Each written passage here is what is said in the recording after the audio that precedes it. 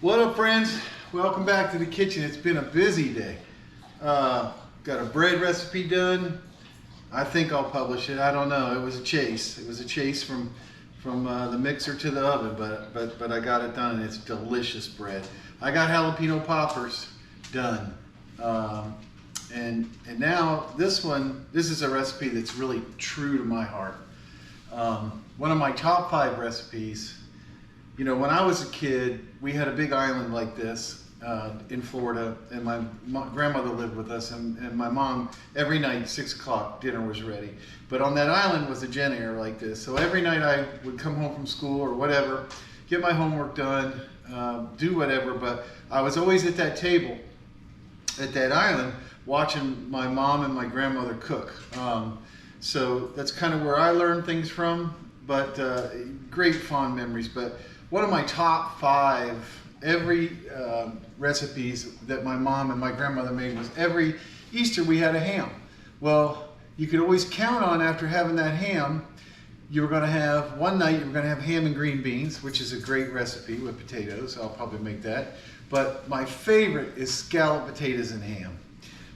My mom and my grandmother could make it to perfection, to where it was like a drug. You couldn't stop eating it. So I don't remember a lot from watching them make it, but I watched them make it. I read a little bit. I probably have my grandmother's recipe somewhere, or my brother has it, but I decided I would wing it. I had some potatoes that my wife wanted to get rid of because they needed to be gone. White potatoes, perfect for scalloped potatoes. So I thought I would make some. So what do I got going? I got 6 tablespoons of butter. This happens to be Kerry Irish Gold. I have about a pound of cubed ham. I bought a 3-point-something pound ham at Costco this morning, and I cut up about 1/3 of it into, half-inch pieces.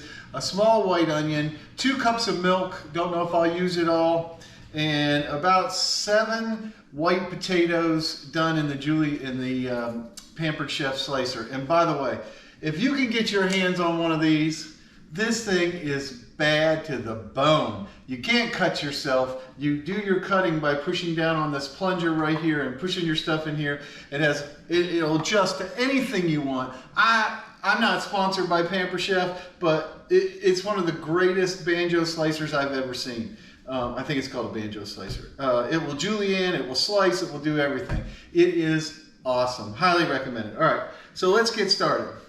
What am I going to do? Well, that's a great question. First, I'm going to take what's the bar of Kerry Gold. Now, I'm doing this in a Dutch oven because I'm going to want to stir it partway through, and I don't want it all the way to the top of a casserole dish and have it falling all over the place. So I'm going to just kind of work the bottom of this casserole dish with this slab of butter, the Kerry Gold, of course, and then I'm just going to start layering.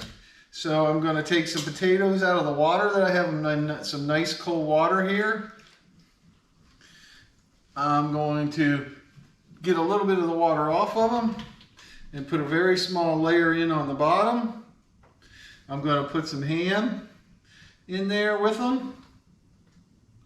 I'm going to put some white onions in there with that. Then I'm going to ladle in a little bit of butter, trying to make sure I have plenty left over for what I'm going to cook. Then I'm going to ladle in a little bit of milk.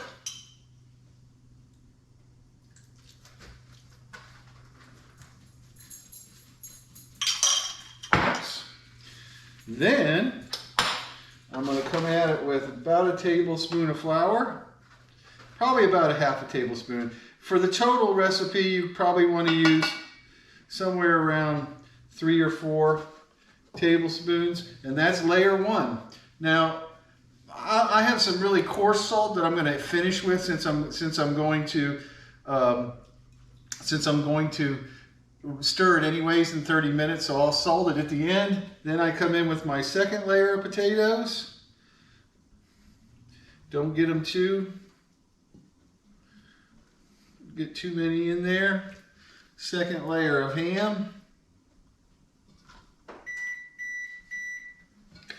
second layer of onions. Come back with a little more butter. A little more milk. Now, you know, potatoes are really starchy, so this, between the flour and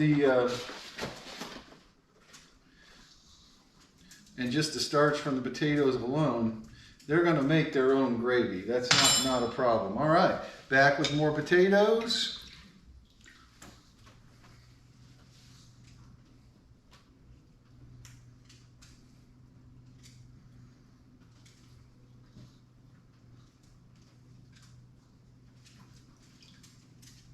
Plus the potatoes are wet, so they're going to have their own fluid from that. Some more ham. Some onions. Now these are white onions. I wouldn't suggest you use Spanish onions or anything like that in here because you don't want the strong onion flavor. White onions, you can basically eat them like an apple.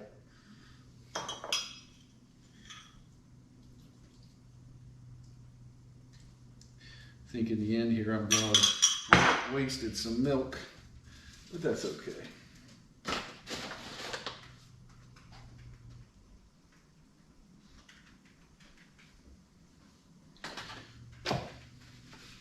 Coming back again, just a layering process. You just keep moving through it. Now I don't remember my mom ever stirring hers, but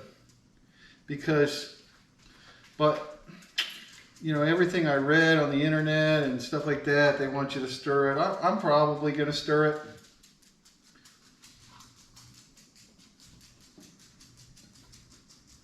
At 30 minutes, just to make sure that it's nice and combined.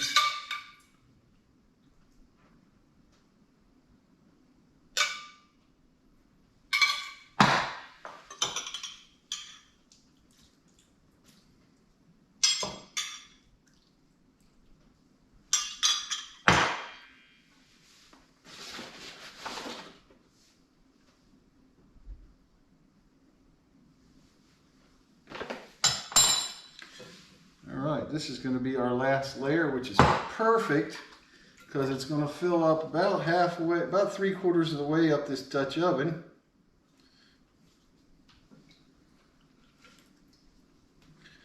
Which is really good.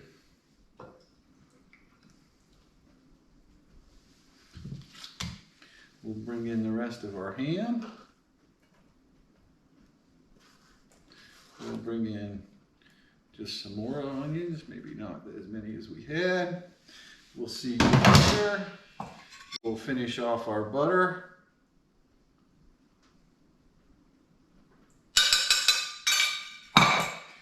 And we'll give it a good dose of some milk. Again, if your potatoes are dry, it's probably a different story. But I'm going to give it a good dose of milk to finish. So I ended up using about a full cup of milk. A little more flour. And at 30 minutes, we'll see what it's like and we'll make some adjustments. We might need to put a little more milk in there. We might need a Reka. We might need to, who knows what we might need to add. I'm going to give it with a pepper, or salt rather. Not too much because that ham has a lot in it. I'll hit it with the pepper. Very simple recipe. You don't need no garlic, no onion, salt, nothing else. This should join together and make just a delicious meal is what I'm serving it as. Cover it in the oven at 350 for 30 to 45 minutes, wherever you feel comfortable. Then we're going to stir it, and then we're going to leave it in there uncovered for about another hour. So into the oven we go. When I come back, I'll be getting ready to stir it. All right, 40 minutes, exactly a nice long walk to the mailbox with Reka. It's done. Alexa, cancel timer. Let's get this out and give it a stir.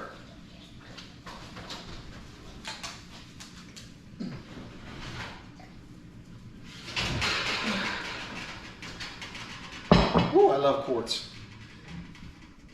As it cracks right down the middle. No. Oh yeah. Oh yeah.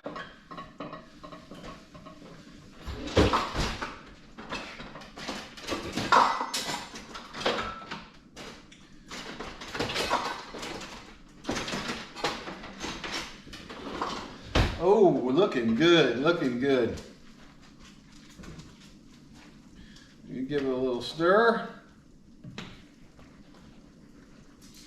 Man, I don't think we need any more milk in here.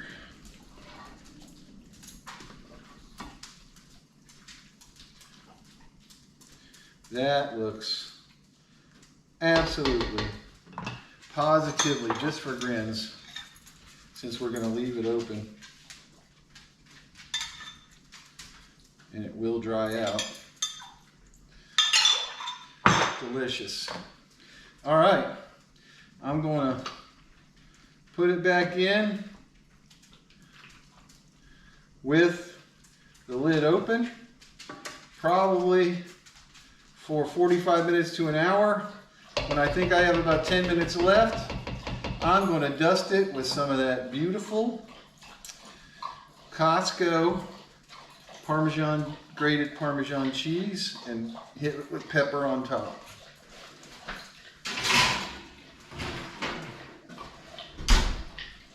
Well, I hope you got to look at it because it's back in the oven. All right, check back in. At 1 hour, I took some Parmesan out of the fridge, coated the top, then turned the oven up to a low broil to brown the top. And there you have it, scalloped potatoes and ham. Now I did turn up the broil to high after I put the Parmesan in there, and it came out perfectly. Better let it cool down at least 30 minutes. Please subscribe and like, and enjoy your scalloped potatoes and ham.